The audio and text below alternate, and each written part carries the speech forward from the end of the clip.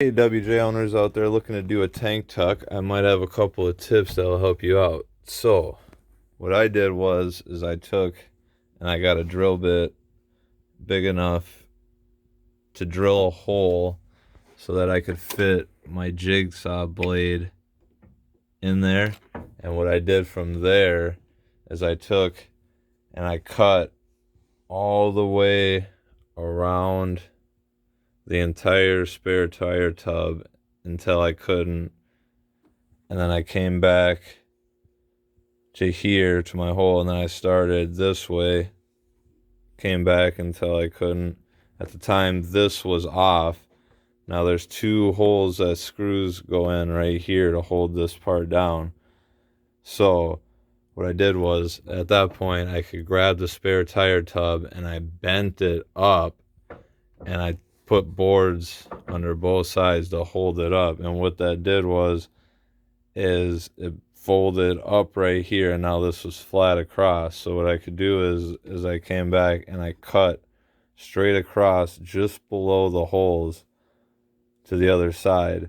Now at that point you could take the spare tire tub completely out, and then you take and you bend this back down how it was so these go back on nice and tight like it was before.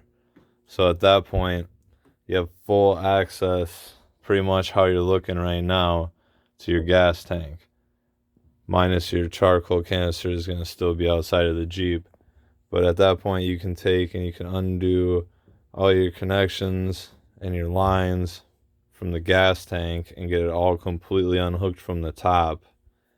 And then my tank skip plate was too rusted. So what I did is I just came down here and I cut straight across where the eyelet hole is for the hoses to go through, and then cut straight across on the other side and just left the hitch and everything on.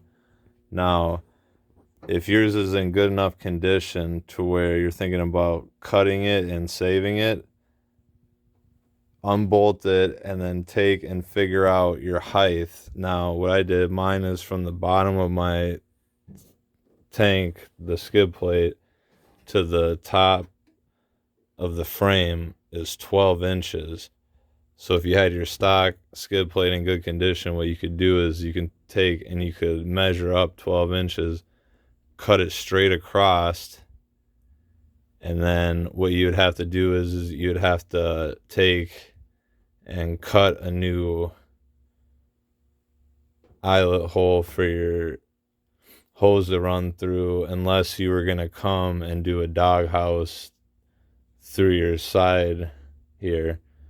What I did is I took and just drilled two holes on each side, and then took my jigsaw, cut across, cut up, bent both pieces of metal across, and then just got a bigger piece of hose to sleeve it, and then put automotive foam around it so the water and stuff cannot get in there. And then also from there, why I had this in my shop, so I decided I was going to go with this so that water and sand could pass in and out and not collect and rust. I'm going to be painting this all black. But also your charcoal canister, if you do it at the 12 inches, you'll have room to stuff it up in the front corner there. And then you just run all your hoses for your charcoal canister. You just undo and you can spread them out, and it lays down pretty flat. All I did was I had to go by one line, just so everything sat in here, or one hose just so everything sat in here nice. Other than that, everything is still stock. I cut 1 inch off of this end of the hose was all I did, and then I cut 4 inches off of the filler neck.